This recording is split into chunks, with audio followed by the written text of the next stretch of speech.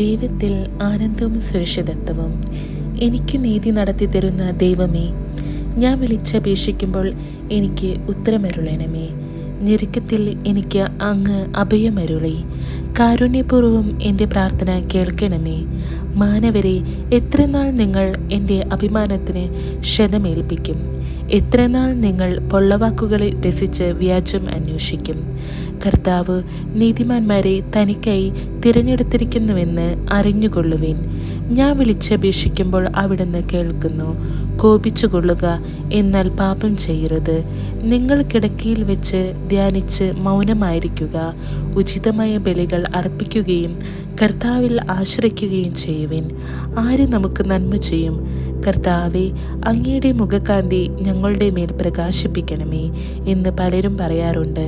ധാന്യത്തിൻ്റെയും വീഞ്ഞിൻ്റെയും സമൃദ്ധിയിൽ അവർക്കുണ്ടായതിലേറെ ആനന്ദം എൻ്റെ ഹൃദയത്തിൽ അങ്ങ് നിക്ഷേപിച്ചിരിക്കുന്നു.